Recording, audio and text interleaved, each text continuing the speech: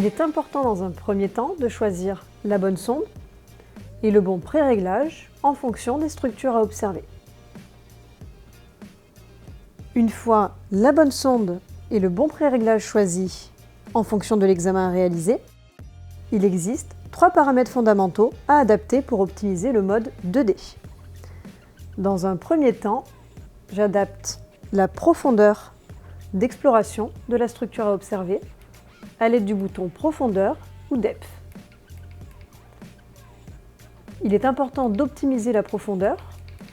En effet, une profondeur trop importante ne vous permet pas d'apprécier finement les structures et conduit à une qualité d'image dégradée.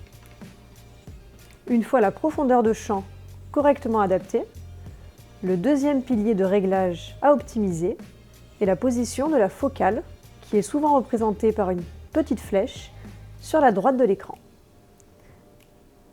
La zone de focalisation est la zone de l'image où l'image sera la plus résolue, c'est-à-dire de la meilleure qualité possible.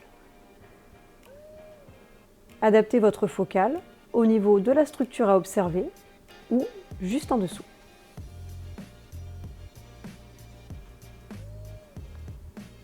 Une fois la profondeur de champ et la focale correctement adaptées, le troisième pilier fondamental de réglage est le gain ou l'amplification du signal de l'image. Un gain trop important conduira à une image trop blanche, trop saturée. À l'inverse, un gain trop faible conduira à une image trop noire.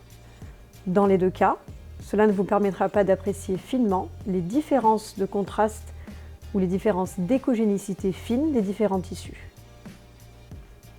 Il faut donc adapter le gain de façon à conserver une bonne différenciation des tissus. Le gain peut se régler de façon générale à l'aide du bouton 2D ou du bouton gain en fonction des plateformes, de façon à optimiser l'amplification du signal ou la luminosité sur toute l'image d'un seul coup. On peut aussi le régler plus finement à l'aide de la TGC pour Time Gain Compensation. Cela permet simplement de régler le gain ligne par ligne de la superficie à la profondeur de l'image. Sur les plateformes modernes, on peut sauvegarder à l'aide de l'écran tactile une courbe TGC préétablie.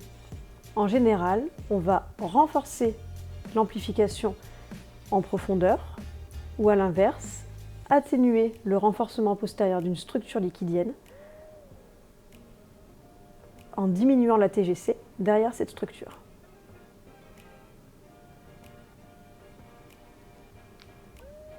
La profondeur de champ, la position de la focale et le gain sont donc les 3 piliers fondamentaux de réglage pour optimiser votre imagerie 2D en fonction de chaque patient et de chaque structure à observer. Comme toujours, il est important de choisir la bonne sonde et le bon pré-réglage en fonction de la zone à observer. Une fois le pré-réglage choisi, il existe 3 paramètres fondamentaux à adapter sur votre Doppler, couleur ou énergie en fonction du flux à analyser. J'adapte dans un premier temps le réglage de la région d'intérêt ou RDI de mon Doppler couleur ou puissance. C'est faisable ici à l'aide du bouton qui change la priorité du trackball, puis du trackball. Il est très important d'adapter la région d'intérêt à la zone et au flux à analyser.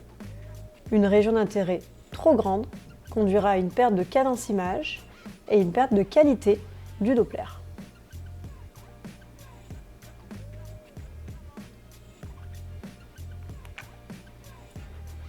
Une fois la région d'intérêt correctement adaptée, le second paramètre crucial dans le réglage et l'optimisation de votre Doppler couleur est la PRF ou l'échelle de vitesse du Doppler. La PRF correspond aux vitesses que l'on va rechercher à l'écran. Une PRF trop basse par rapport au flux à analyser créera un phénomène de parasitage et un mélange des couleurs appelé aliasing. A l'inverse, une PRF trop haute par rapport au flux à analyser ne permettra pas de visualiser ce flux. Une fois l'échelle de vitesse ou PRF correctement adaptée par rapport au flux que vous analysez, vous pouvez ajuster le gain ou l'amplification du signal Doppler. Pour cela, tournez ici la molette C pour couleur. Un gain trop important conduira à un parasitage de votre signal Doppler. A l'inverse, un gain trop faible, c'est-à-dire une amplification du signal insuffisante, ne permettra pas une bonne visualisation des flux.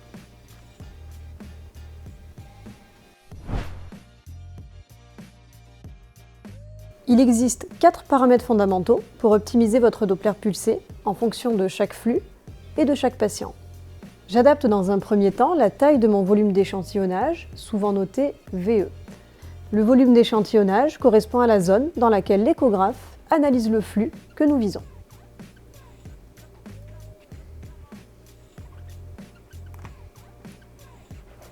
Je règle ensuite l'échelle de vitesse, ou PRF. Ce paramètre me permet de dire à l'échographe que je recherche des flux situés autour de cette vitesse. Une PRF trop haute par rapport au flux réel rendra difficile, voire impossible, une analyse fine de votre spectre Doppler. A l'inverse, une PRF trop basse par rapport au flux réel produira un phénomène appelé aliasing ou repliement de spectre. Une fois le volume d'échantillonnage et la PRF correctement adaptés, optimisez dans un troisième temps le gain de votre signal Doppler en tournant ici la molette autour du Doppler pulsé. Un gain trop faible ne permettra pas de visualiser correctement le flux. A l'inverse, un gain trop élevé créera une image saturée qui sera, elle aussi, impossible à analyser. Il est important pour l'obtention de constantes fiables, qui soient témoins de la réalité, que le tir Doppler soit le plus possible dans l'axe du vaisseau. Il faut donc travailler la position de la sonde avant tout tir Doppler. En addition de votre position, vous pouvez rajouter de la correction d'angle à l'aide de la molette correspondante.